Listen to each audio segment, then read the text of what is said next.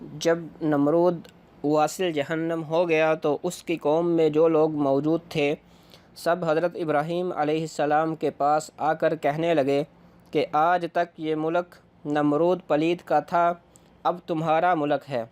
حضرت ابراہیم علیہ السلام نے فرمایا کہ مجھ کو ملک گیری سے کچھ کام نہیں، اور یہ ملک ہمیشہ ملک بے زوال کا ہے، اور میں بندہ بازوال اس بے زوال کا ہوں۔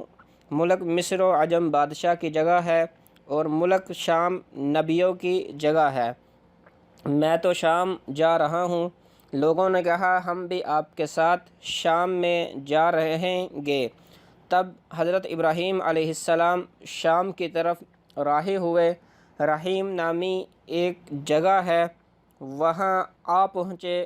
اس ملک اور شہر کو رونق بخشی اور وہاں سے دریائے فرات کے کنارے آ پہنچے۔ وہاں بھی ایک شہر آباد کیا اور اس شہر کا نام رقیہ ہے۔ پھر وہاں سے حلب میں تشریف لائے، اور وجہ تسمیہ حلب کی یہ ہے کہ شب کو وہاں دودھ دوہا کرتے تھے، اور وہاں حلب احمر میں آئے، اور پھر وہاں سے عین میں آئے کہ جہاں کے بادشاہ نے حضرت ہاجرہ کو دیا تھا، اور وہ بادشاہ حضرت ابراہیم علیہ السلام کے پاس آیا اور دین اسلام سے مشرف ہوا۔ اور پھر جو بھی حضرت ابراہیم علیہ السلام کی ملاقات کو آتے وہ دین اسلام سے مشرف ہوتے۔ وہاں چند روز قیام کے بعد حضرت ابراہیم علیہ السلام کے ماں اپنی زوجہ محترمہ کے دمشق میں آ گئے، اور وہاں اسی دین اسلام کا طریقہ و اطوار لوگوں کو بتایا، اور بہت سے لوگ مشرف با اسلام ہوئے۔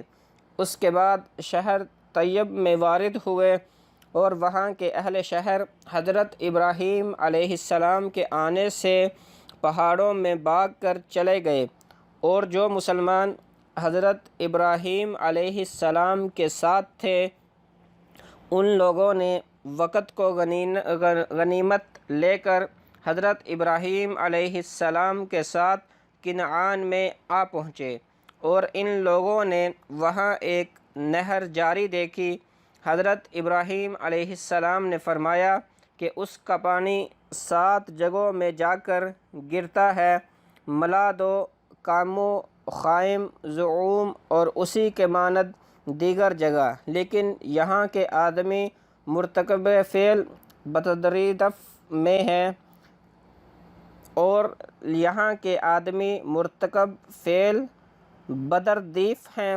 بعض مرد کے ساتھ مرد، عورت کے ساتھ عورت فعل بد کرتے ہیں، اور رہزنی کر کے لوگوں سے مال چھین لیتے ہیں، اور یہ لوگ ساری عمر اسی فعل بد پر رہے اور پھر مر گئے۔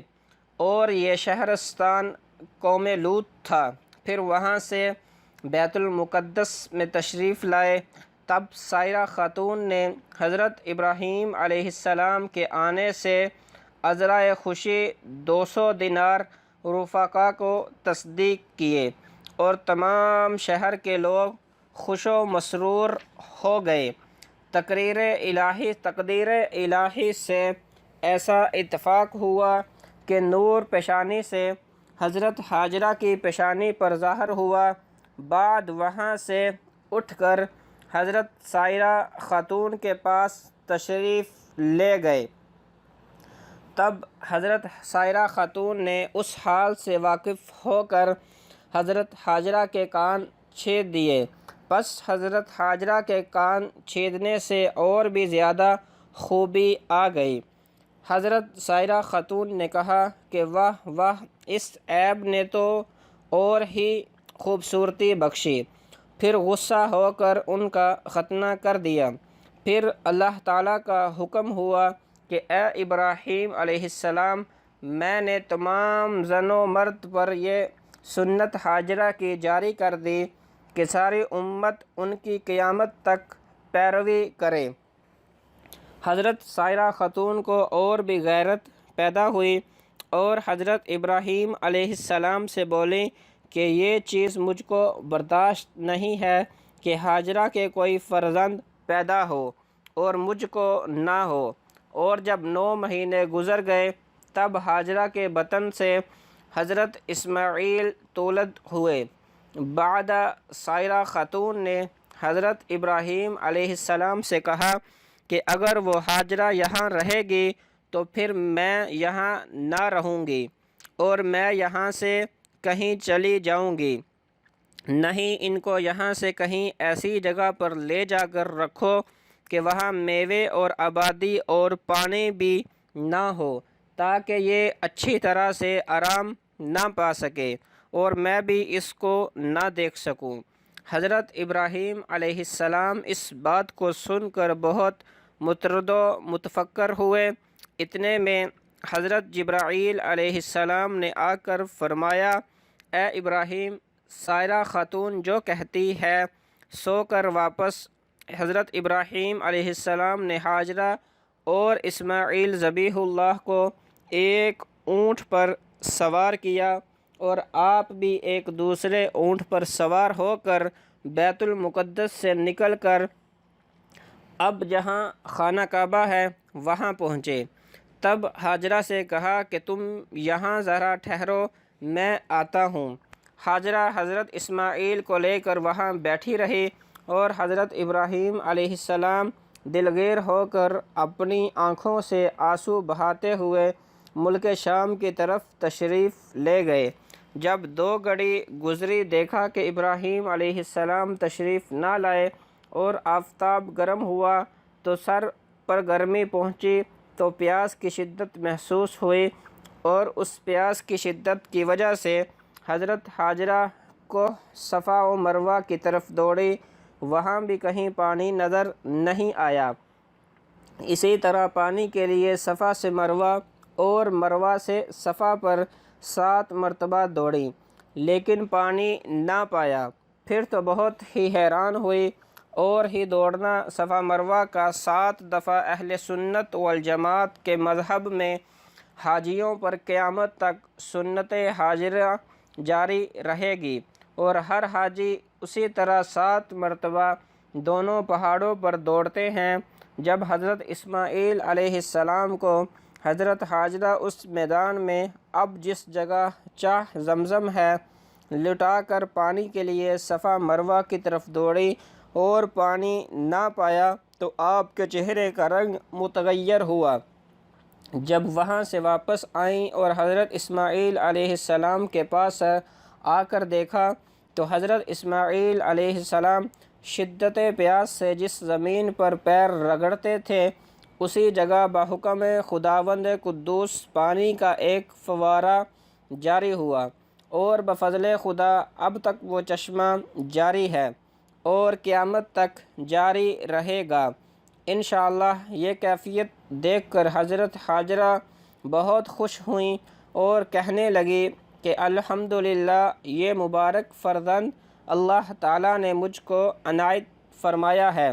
پس وہی پانی حضرت ہاجرہ نے خوب سیر ہو کر پیا اور مٹی و پتھر لگا کر چاروں طرف سے اس پانی کو بند کر دیا تاکہ زیادہ نہ پھیلنے پائے۔ ایک روایت میں ہے کہ حضرت ہاجرہ وہ پانی بند نہ کرتی تو وہ تمام مکہ معظمہ کی تمام حدود میں قیامت تک جاری رہتا۔ پس جو کھانے پینے کا تھا کھا لیا۔ اتفاقاً ایک روز سوداگروں کا ایک قافلہ پانی کی تلاش میں ماں اپنے تمام مویشی کے باوجہ پیاس کے کوہ صفا پر آیا تو اس قافلے نے وہاں ایک عورت کو پانی کے کنارے بیٹھے دیکھا، اور اس قافلے کا بیان ہے کہ اس جگہ سے جب ہم لوگ گزرتے تھے تو کبھی بھی ان لوگوں نے اس جگہ پانی نہ دیکھا تھا۔ یہ دیکھ کر وہ لوگ بہت حیران ہوئے اور وہ اسی تعجب میں حضرت ہاجرہ کے پاس گئے اور کہنے لگے کہ تم کون ہو اور یہاں کیوں بیٹھی ہو؟ حضرت ہاجرہ نے اس قافلے والوں سے جو حال اپنے اوپر، حضرت اسماعیل پر اور پانی کا جو ماجرا گزرا تھا وہ سب گزشت انہیں سنائی۔ یہ سن کر وہ لوگ کہنے لگے اگر اجازت ہو تو ہم لوگ تمہارے پاس اپنی بدوباش اختیار کریں اور پانی کے عوض تم کو ہر سال عشر دیویں تاکہ ہم کو یہ پانی حلال ہو۔ حضرت حاجرہ نے فرمایا اچھا۔ تب وہ لوگ وہاں آئے اور اپنے خیمے نصب کیے اور اونٹوں اور بکریوں کو چراگاہ میں چھوڑ دیا۔ بہت دنوں تک وہ لوگ وہیں رہے۔ اس عرصہ میں حضرت اسماعیل بالغ ہوئے اور حضرت حاجرہ ابریشم بن کر اپنی گزر اوقات کیا کرتی تھی۔ اسی طرح ایک مدت گزر گئی۔ ایک روز حضرت خلیل اللہ کو حضرت حاجرہ اور حضرت اسماعیل کو دیکھنے کی آرزو ہوئی اور اپنے دل میں کہنے لگے کہ خدا جانے وہ دونوں کس حال میں ہوں گے۔ تب حضرت سائرہ خاتون سے حضرت ابراہیم خلیل اللہ نے اجازت مانگی۔ حضرت سائرہ خاتون نے فوراً اجازت دے دی اور حضرت ابراہیم علیہ السلام سے عہد کر کے حضرت ابراہیم علیہ السلام نے بیت المقدس سے نکل بیابان کی راہ لی۔ جب مکہ میں پہنچے تو وہاں قوم عرب کو دیکھا کہ اونٹ بکریاں چراتے ہیں اور کسی کو دیکھا بیٹھے اور کوئی چلتا پھرتا ہے، اور حضرت ابراہیم علیہ السلام کو کسی نے نہ پہچانا، مگر حضرت حاجرہ دور سے دیکھ کر بغرض استقبال آگے بڑھی اور ان کو نہایت تذک اور احتشام سے اپنی جائے رہائش پر لائیں، لیکن حضرت ابراہیم علیہ السلام نے اپنے عہد کا خیال کر کے اونٹ پر سے زمین پر پاؤں نہ رکھا۔ حاجرہ نے اسماعیل علیہ السلام کو بلا کر کہا دیکھو یہ تمہارے والد آئے ہیں۔ حضرت اسماعیل علیہ السلام نے اپنے باپ کو دیکھا تو وہ بہت خوش ہوئے، اور اس وقت حضرت اسماعیل علیہ السلام کچھ بڑے ہو گئے تھے۔ حضرت حاجرہ نے حضرت ابراہیم علیہ السلام سے بلا اصرار کہا کہ آپ سواری سے اتریے تاکہ آپ کے ہاتھ پاؤں دلوا دوں۔ تب حضرت ابراہیم علیہ السلام نے کہا چلتے وقت سائرہ خاتون نے مجھ سے عہد لیا کہ اپنی سواری سے اترنا۔ یہ سن کر حضرت حاجرہ ایک پتھر لا دی اور اس پر پاؤں رکھ کر دلایا، اسی طرح دونوں دلوا دیے اور اچھی طرح سے ہاتھ پاؤں دلا دیے، اور جس پتھر پر حضرت ابراہیم علیہ السلام نے پاؤں رکھا تھا اب وہ مقام خلائق کا مصلی ہے، جیسا کہ اللہ رب العزت نے ارشاد فرمایا وَاتَّخِذُوا مِن مَّقَامِ إِبْرَاهِيمَ مُصَلًّى۔ پس حضرت ابراہیم علیہ السلام ان کو دیکھ کر بیت المقدس کو تشریف لے گئے اور حضرت سائرہ خاتون کے پاس مہمان سرا بنا کر خلق اللہ کی دعوت و مہمانداری کرتے تھے۔